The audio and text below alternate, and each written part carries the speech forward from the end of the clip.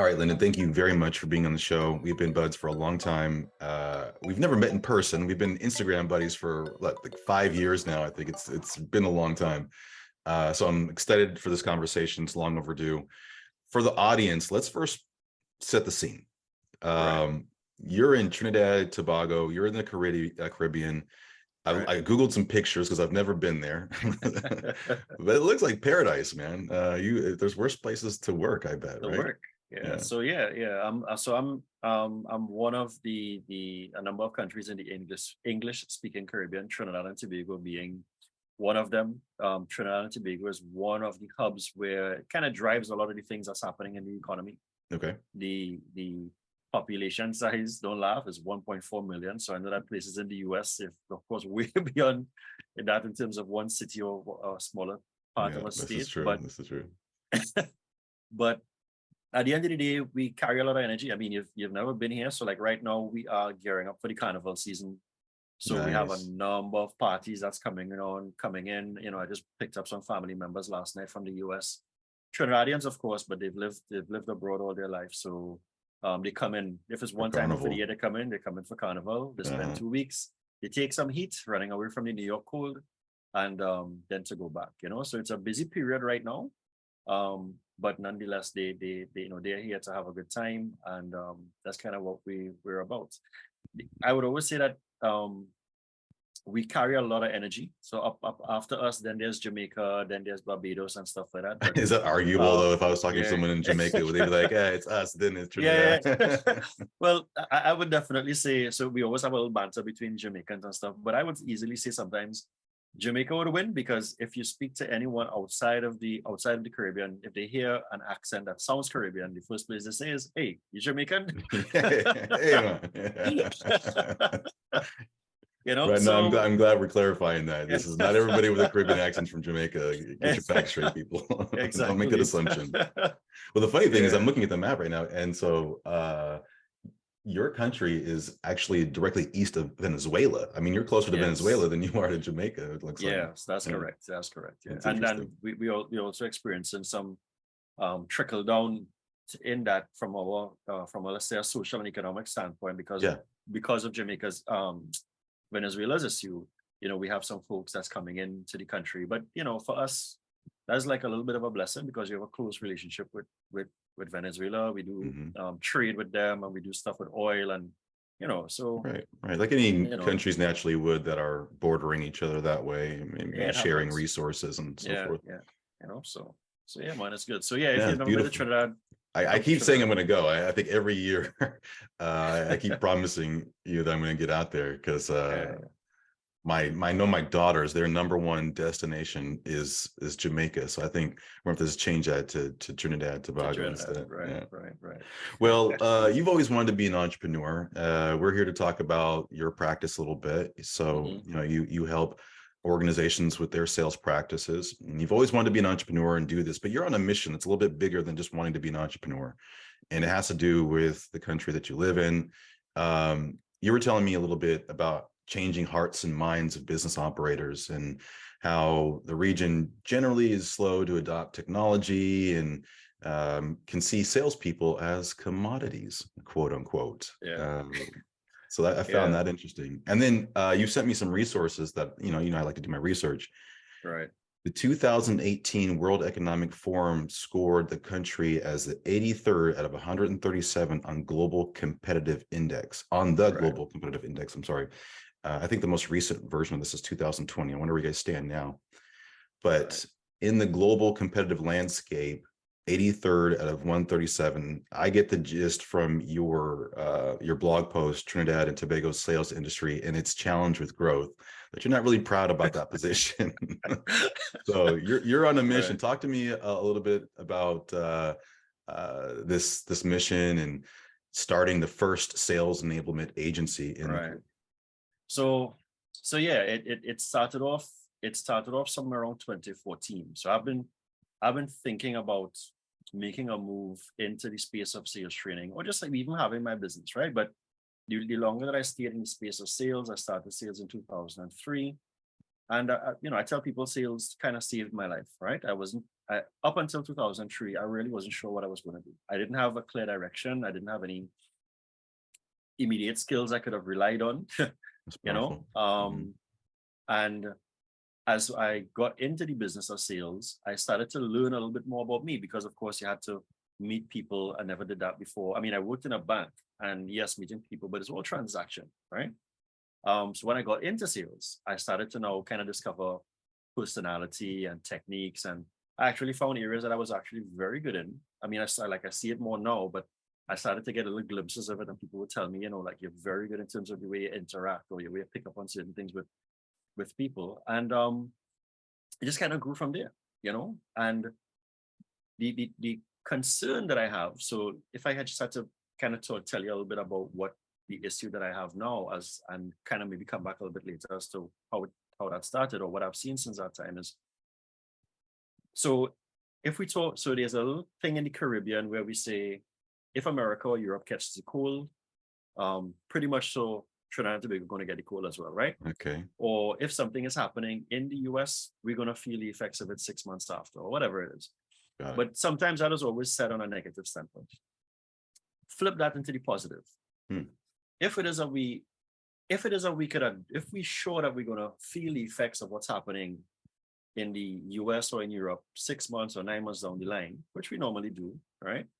Then why aren't we experiencing the same thing on the positive side when it comes to tech advancement, when it comes to business development and growth? I mean, we are, and I hope I'm saying this right, we're approximately 64, 65 years in terms of as an independent country. But I sometimes don't feel proud of that because of the fact that I think that we're behind. We are very late or slow to adopt certain things, right? Technology being one of them. And we're sometimes very laid back and very comfortable as an overall country. And that is a big part of our Achilles heel, you know. And it's not like we don't have the wealth.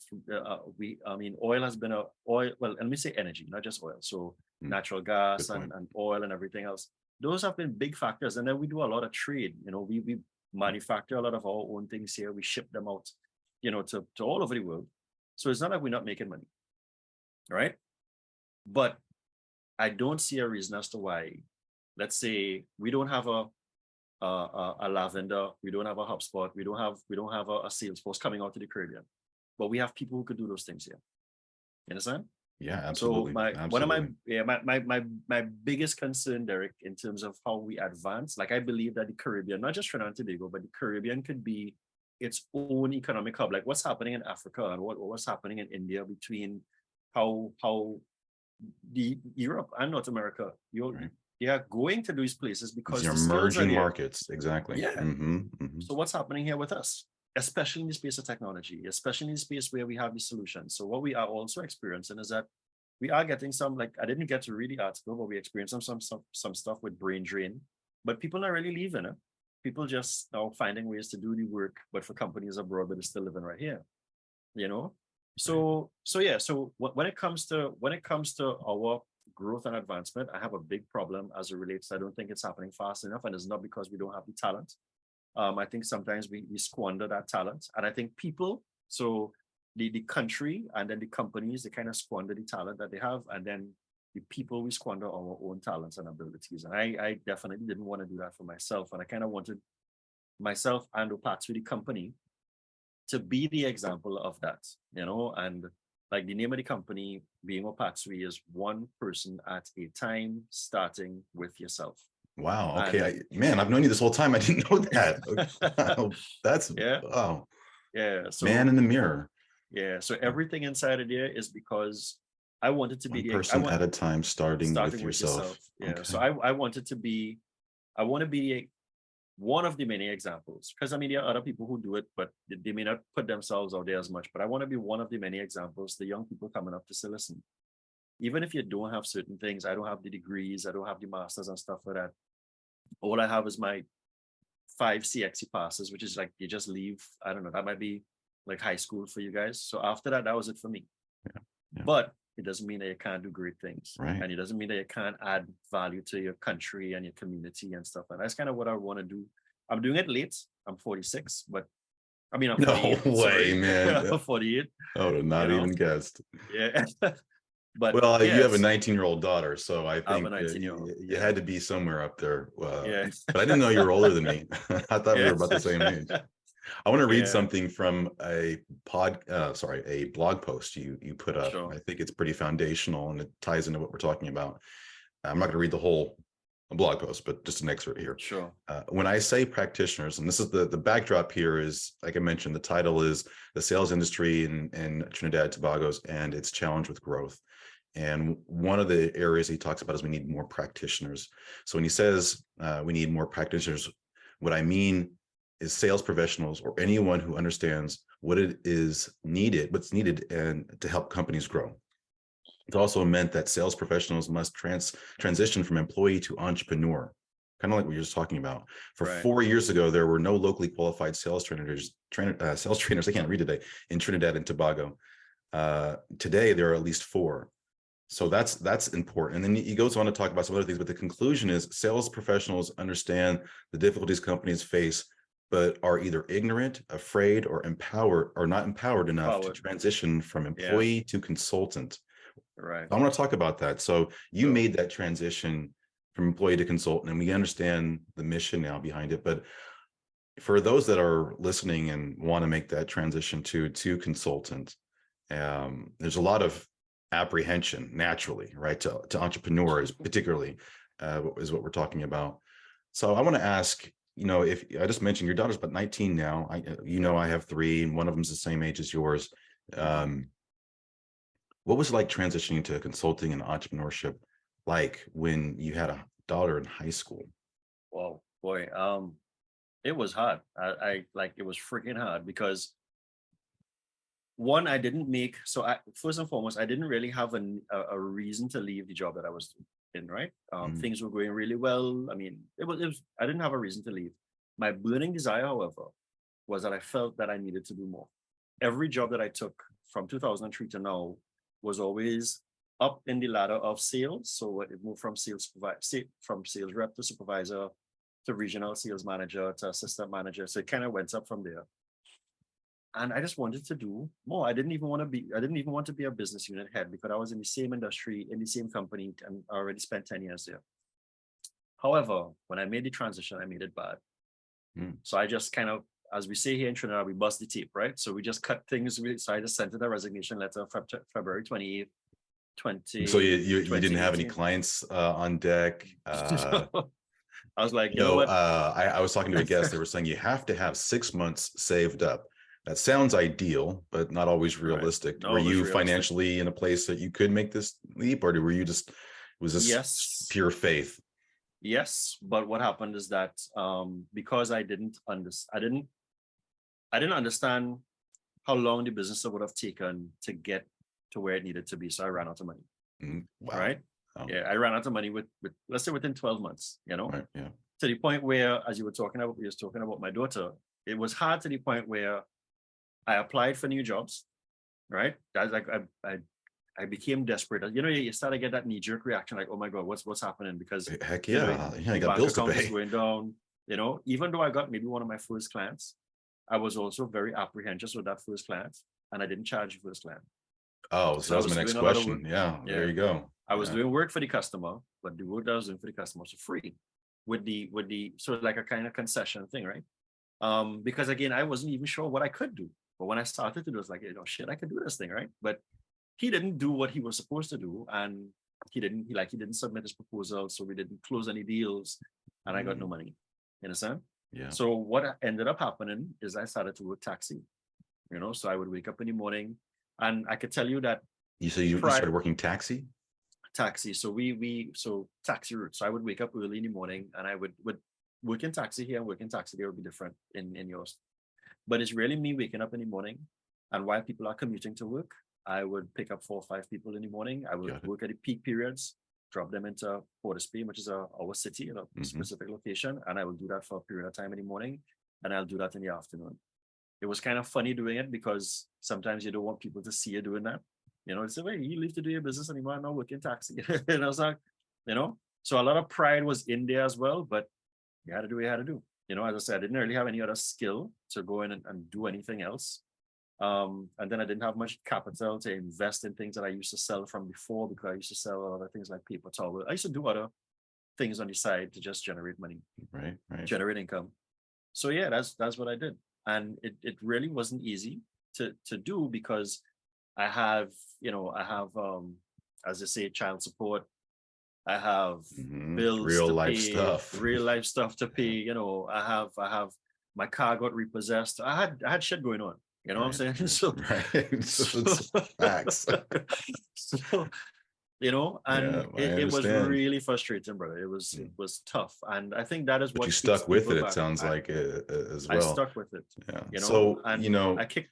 but the time though, there's a financial component of it where the money starts drying out. But I know how you work, and I know how passionate you are about Yeah, what you do. yeah, And so that pulls you away a lot, doesn't it? I yeah, mean, yeah, for me, that was and I've talked about this on in other interviews, is that, I wasn't around. And even when I was around, I wasn't all there a lot of the times when I was trying to start this thing. Right. Yeah. Well, my daughter, she doesn't live with me, so Yeah. so while I had the time, um, and I wouldn't like to tell you too that at that time was tough, because I felt as though I was feeling, and I felt as though I was feeling in front of her. And on the flip side, now we're being real here. So on the flip side, she was seeing her mother achieving certain things. Her mom just bought a house, daddy catching his ass trying to start this business. I mean, we laugh now, man, Yeah. but this stuff is this will really mess with your head. Yeah, I get it. It would, so and I felt as though I was kind of feeling my daughter as well. So it was, so even while I was putting certain things out there on social media, and as I always tell people, I try to balance my posts, right? So I'm not always super happy and that kind of thing. I will let people know what's going on with me, because entrepreneurship is real. You have real live shit that happens on the back end.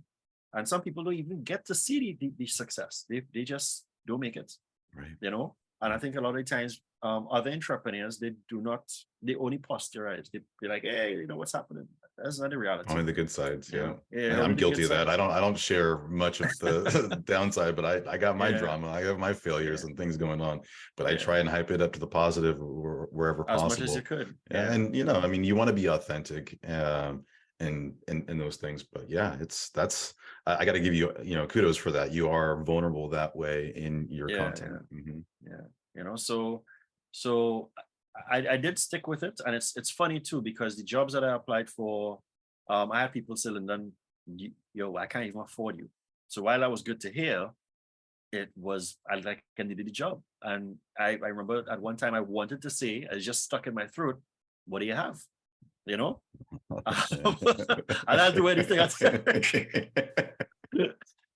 so but nonetheless, things began to turn around, but in small amounts. Like I felt it was just like a series of good decisions, Derek, that kind of eventually turned into good results. And I think that's how I always like to tell people. Well, what were some of those decisions though? I mean, let's fast forward a little bit. What were the turning points? What were those inflection points where you started getting paid clients that were actually paying on time and paying a decent amount? And when you started getting noticed, I know that you've done a lot of work in building your brand and awareness in the region as well. So where was that turning point for you? The turning point, I would say, started to happen in the middle of, let's say, around 2021 coming into 2022, right? Between 2020 into 2021, I was actually going to give up the business. I was like, if this continues this way, I am not doing this anymore. I am willing to, Yeah, what did you say? It was like November, I think you said. Yeah, I was willing to give up in November to let it go at somewhere in November of 2021 or something like that. Yeah, I understand. I've been there myself. Yeah, but when I talk about the decisions, some of those decisions was settling down myself and thinking, okay, what is the plan that I started off with? I actually had a plan written out before I even started from 2014. Like I knew what I was going to do, what I was going to go after. When I started the business, I drifted away from that. Right. I was kind of just doing other things, seeing other people do stuff. And I just said, you get distracted.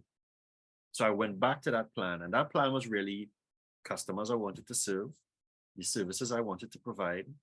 I had made the decision to look at a CRM. The first CRM that I looked at was one called SoFront.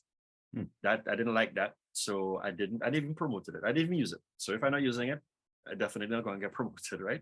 Right. I saw you, and that's when I think that's around the time that we started to talk a little bit more, and you were doing your stuff with Salesforce. Mm-hmm. And I was looking around some other things, so I made the decision with HubSpot as well. And it was from around that period that things began to sort of take a particular form. And within there, as I said, so the results don't come just like that. The results come, or the results don't come in just because of your tenure. It comes because of the series of right decisions that you've made during your journey.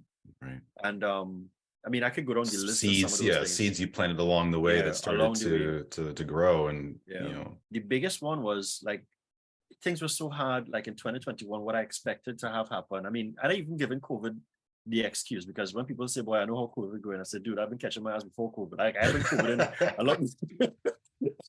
I've been going through COVID a long time, you know what I'm saying? It's like, oh, there's one more thing. But what I did in early 2022 was I took like December, January, and March, which is like the tail end of my financial year. My financial year normally starts in March, sorry. And I didn't meet any customers. I went back to that sketchpad. I said, this is what I want to do. I put my numbers up on the board, and I was realistic with my numbers. I said, this is what I have to charge customers. I need to get back into the lifestyle that I need to live. I need to get back my van. I need to, so I was just really real in terms of what I wanted to do. And if that didn't work, then I'm not doing it anymore. And I was the person who works with me. I was telling her, listen, I'm going to let you know straight up, if this is not working out, you need to find something in 12 months. And she's like, no, man, it's going to work out. Lois is over there in Jamaica. And by sticking to that, Derek, and following that plan, I began to see certain things taking form. Now, mind you, they didn't just miraculously took form. They were in the pipeline from before, but it's just so, when you're so sure that this is what you want to do. I didn't even do sales training in 2022.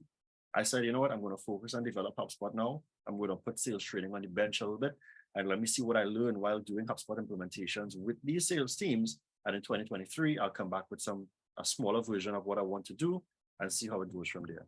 And that just really sort of worked out, man. So becoming a HubSpot partner was one of those decisions. And I think the biggest thing too was, like, within those 3 months, I learned new things. In November, I built my own website of 2021 to come into 2022 because I felt as though I needed it. Okay. And then I took the time to understand inbound methodologies properly, because again, it's things that I want to teach. And then I got back into the practice of doing what I teach. So I went There you go. There it is. So if I'm talking to customers about target accounts and client profiling, I did all of that stuff so I can show them on my thing.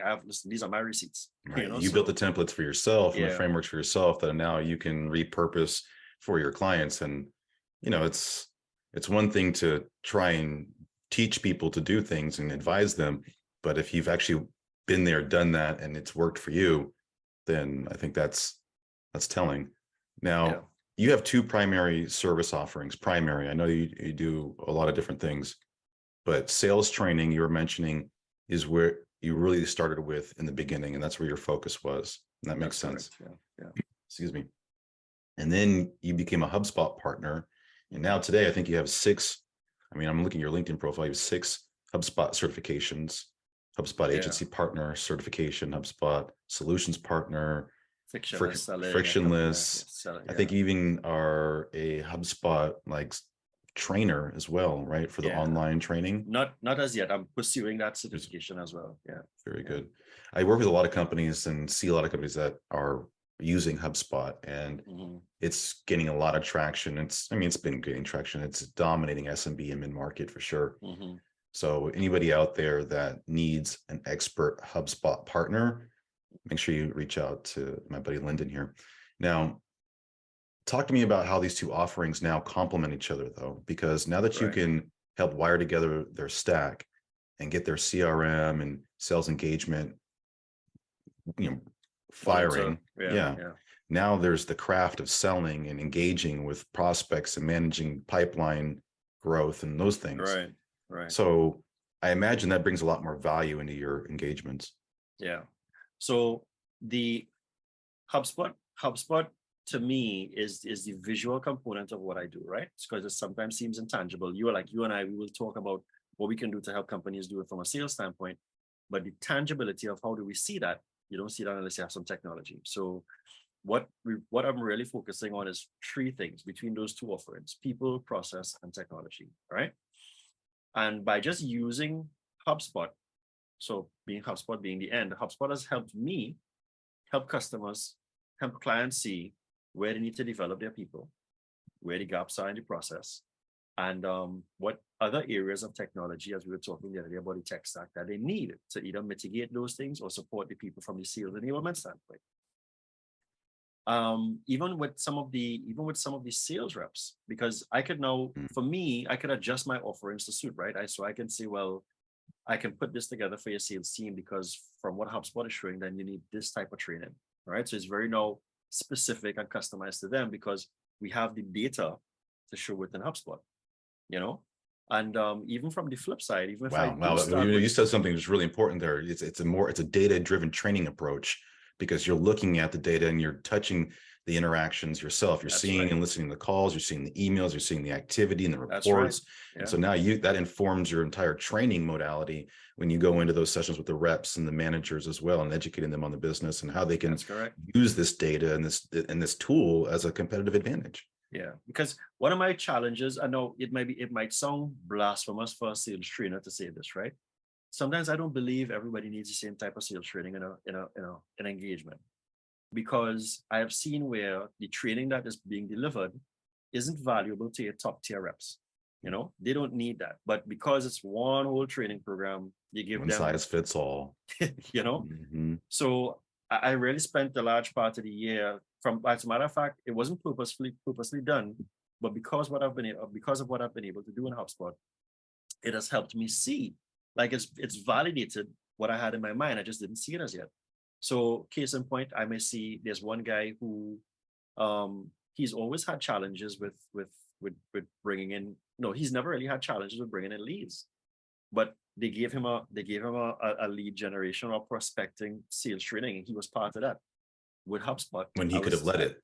Is your point. Right. So with HubSpot, what I was able to show them, I said, the training this guy needs is how to qualify those leads, because he's bringing in a whole set of leads. But they ain't going nowhere. But they ain't going anywhere.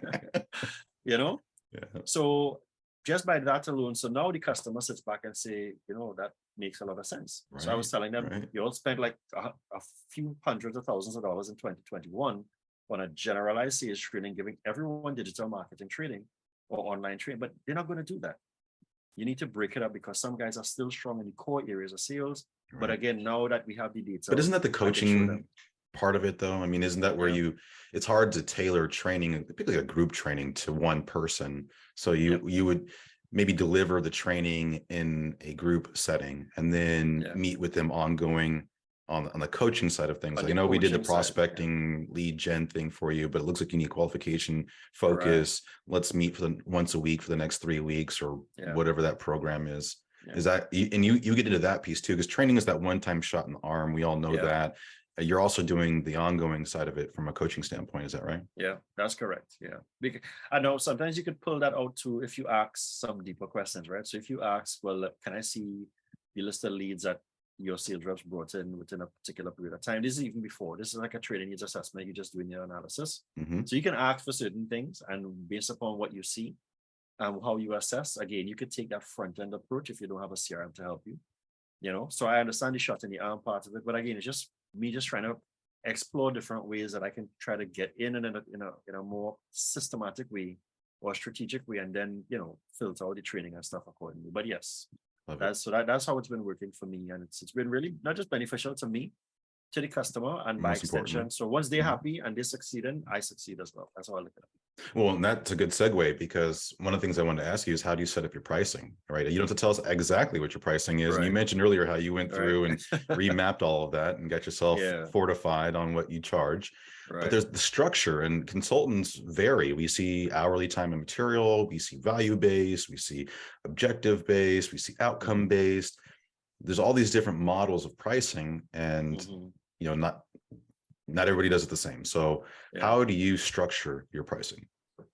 So I have my pricing structured in one particular way, and I'm very open with the pricing. You can go onto my website, it's all there. Oh, good. It's more objective based. So we will deliver this for you, right? And we go through a series of things to identify exactly what is it that we have to deliver, whether it's in sales training or in HubSpot. And then we say, well, this is what it's going to look like here. Here's the thing with that. Again, this is me refining how I do it. You see that discovery call? I try to be as laser focused on that discovery call, because when I write the metrics in the proposal, even if it's a training, I am coming back to you with those metrics, and I'm going to be fair to myself and I want to be fair to the customer. These are the things that we want to see over this particular period of time, So, and I come back, even if the customer sometimes don't always come back, and I build the pricing based upon that. So it's objectives. I look at what the KPIs are, say, okay, this is what we're going to achieve. These are the things that we're going to get out of the way first. And these are the metrics that we're going to look at after. So to be clear though, if when you say outcomes or objectives, you're not referring to the performance of the salesperson and them closing deals, booking meetings, and doing those outcomes. The outcomes you're talking about are, I'm going to have a dashboard ready for you. I'm going to have an implementation done by X date, or it's the controllables that you have within the engagement. Is that correct, or am I wrong? It's both.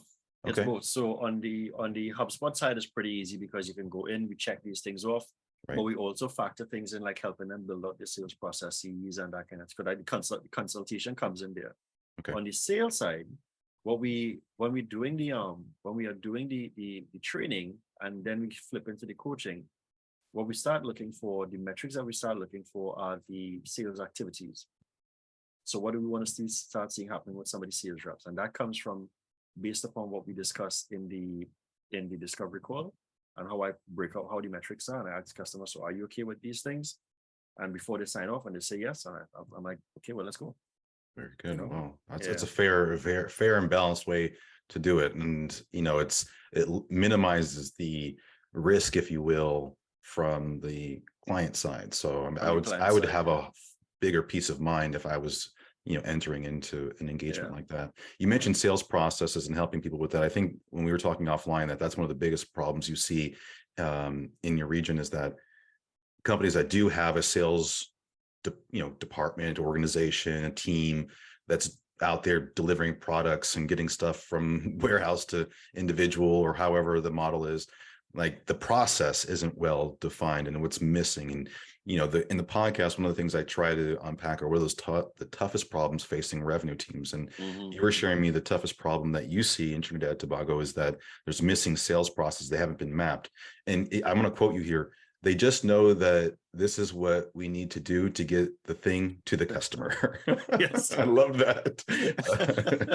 So they know that we do it. So like if I say, well, how do you get it to the customer? What's the process? Oh, we do this,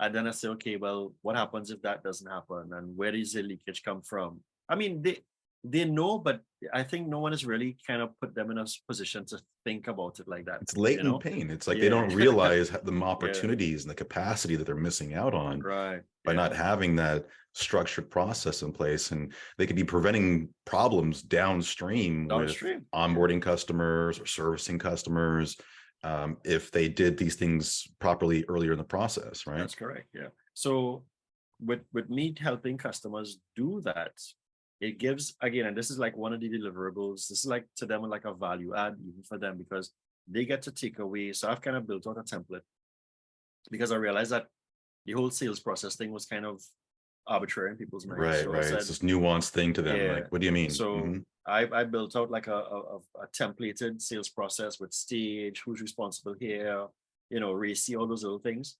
And I will show them. I will say, okay, this is how you go about filling this out. And so there's an example on the first page. And then I'll say, take the time and go through this. And let's come back in a week or two's time. And then show me what your process is. So it will go from. So there's a workshop exercise that you're going through, and there's homework that they, get them thinking about this stuff and putting it to paper.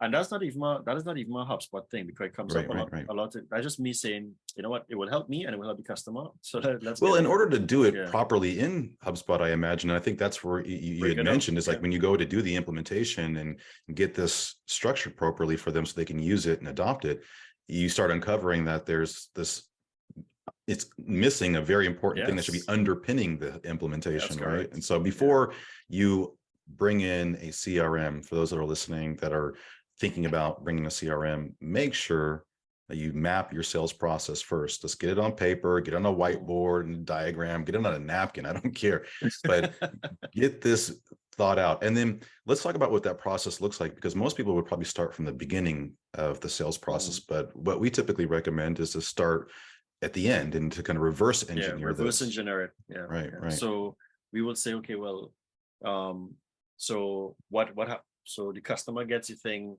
How do you go through the process of getting that to the To them. customer, so that Mhm. they'll start walking it backwards, you Start know? thinking about the purchase order, Start, start thinking about the contract, and then all right, so on and so forth, and getting that's up to the correct. discovery process. Right. That's correct. And you know, you will tend to find, I think I was saying this to you recently, and I've said it to customers as well, that once I start them in that direction, you tend to find that they're having conversations with themselves. So they will be saying, but no, we're supposed to do this, but that's not supposed to be happening. And you say, Right. that's not the process. They're So not I can just aligned like sit they back. thought they were.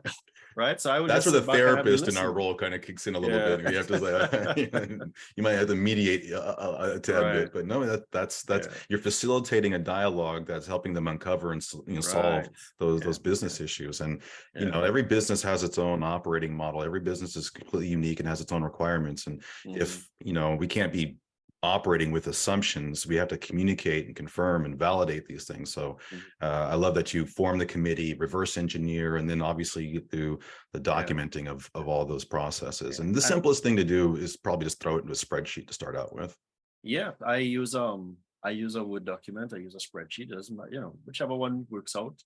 And as I said, the thing is, because we were talking about, like you were mentioning, what we have as a problem, I think the more companies really take a dedicated focus with that, you will tend to find, even if they're not looking at jumping into technology, Mhm. you'll tend to find that they will eventually do things better by right of their customer, because it always comes down to the customer. All right. Right. So even when we do the sales process, we will then start talking the buyer's journey. Like, what is your, so where does the customer fit in all of this? Right. Because in Trinidad, I don't know, and I can't speak for the States. We sell people mostly through our process. We push them through the funnel. Right. So you have to do this. So a customer comes in to do XYZ. Oh no, that's not the process. You have to go, This is so it our can be an process. inconvenience. This is Yeah, our exactly. policy. Right. So Words we you never want push. to throw out to a potential customer. Yeah, so we Yeah. push them through a process, and that process Right. can be very painstaking for the customer. So again, so if, apart from them just mapping it out, there is a section that speaks of the stage, like the customer's buying, which is also a process for them, because they've never really been asked to think about it from the perspective of the customer. So I would always, like, even sometimes when I start sales trainings, I would say, tell me about how you went to, like, I would say, what is the last thing that you have recently purchased? Like, was some sort of Right. substantial purchase?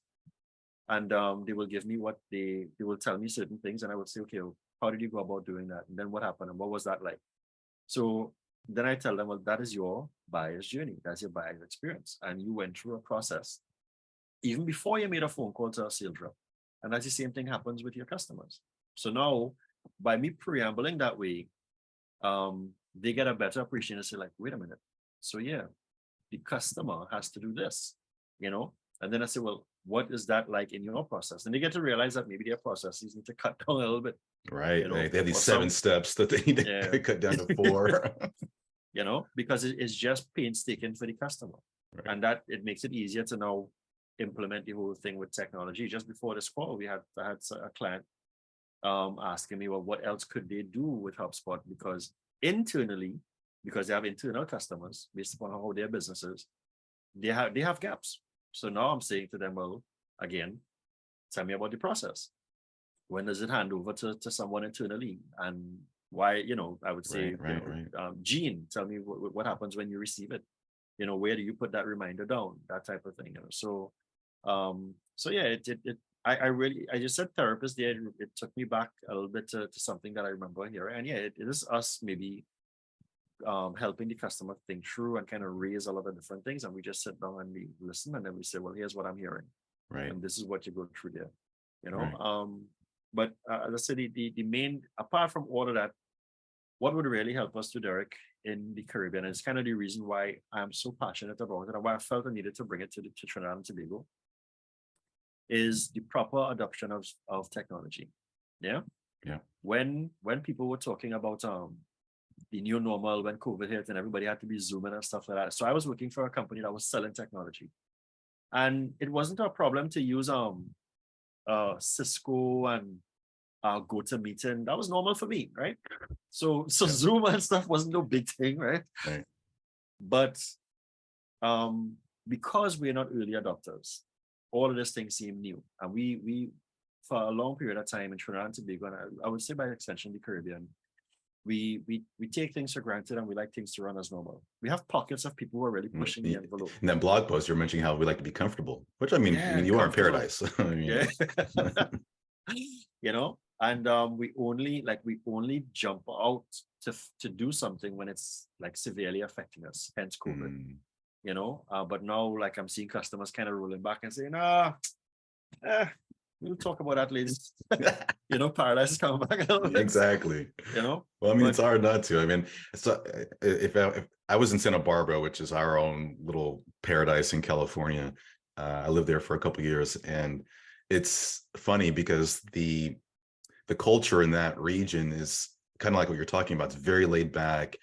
What's the rush? Let's go hang out at the beach. You know, and then you come to the Silicon Valley where I'm from originally, and it's go, go, go, fast pace, highly competitive. And to see that just in a 4-hour drive difference alone, I can relate. For me, it was tough because it's like, I want to go, what's the next opportunity and so forth. But I can see how that might be a little frustrating for you. But yeah, I love that you're leading the charge around that, as opposed to saying, let me go to the States where it's more my pace. Like, let's pick up the pace here, people, and leading that by example. Now, you're helping a lot of companies and you're giving a lot of important advice. You're helping them, guide the direction of their organization. Last question for you before we, wrap up here. How do you get better? How do you reinform your models? How do you stay sharp as an advisor, as a consultant, as a trainer, so that you can continuously give the best to your clients? Yeah, so that's a real good question, and it's something I always tell people. It's kind of the backbone of Opaat-swy too. I'm always a student. Always a student. I'm always learning something new. I'm always studying something. Always be learning. Always be learning. You know, I think earlier I had said I'd taken 3 months off just to learn things. So I learned how to build the site. I learned about growth-driven design. I learned about inbound. I got my certifications. And then it just brought me back to the point where I needed to go back to basics a little bit. That was me taking the time to learn. Even in terms of how I'm trying to position sales training now, that's me testing different things, So I would always say, expose yourself to learn new things. Even if you are not going to do it, I still want to be able to talk about it. Like, I'm talking to guys about supporting me for web development now, right? I'm not going to be doing web development, but I know how to build a site. You understand? So I could speak some of the language, right, on both sides, from the customer end and from the web developer side. But that's not my core thing. But at least I want to be able to say, well, you know what, I built a couple of sites before and this is what I experienced. So, because here's the other thing with that too, by me exposing myself to that, I've also been able to help the customer by not just building a site, but thinking of what is the sales process with that site. Right. Like, why is the site important? Where does it come in the process, and how it's an anchor in your whole online strategy? Yeah, exactly. And what do these pages and buttons mean? So when you're putting a button here, what's the button for? What are you going to do? Backlinks and out. Exactly. So as I say, it's by me exposing myself to learn new things, I think it's made me better. Like, I really haven't read much different types of sales books and stuff in a little while. That is only because I've been learning more technical stuff, even when it comes to technical sales strategies. Well, being in the HubSpot camp, I'm sure you're immersed in learning on a regular basis. And for those that aren't terribly familiar with HubSpot, they don't just teach tech. They Yeah. teach strategy and tactics yeah. as well. There's a lot of online resources available through that community. I know you're helping, working on leading that charge and being sort of on the teaching side of things. So there's a lot, it all comes together, right? The whole craft of selling and the tactics that we use, it all comes together with the technology. The tech's only as good as the people in the process, as I'm sure you Yes, agree. that's correct. Right. So 100%. where should people go to find you if they want to learn more about your services or you, and where should they go? So they can go to Opaat-swy.com. So that's www.opaat-swy, OPAATSWY.com. No, it's not Swahili and it's not Nigerian and all. It's Trinidad and Tobago. And as I say, I would have explained what that means. And then of course you can just look for me on LinkedIn as Lyndon Brathwaite.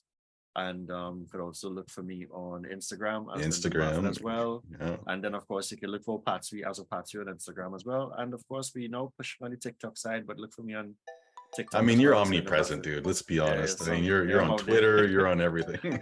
Yeah, I'm out there. That's right. And I love that. Stay active.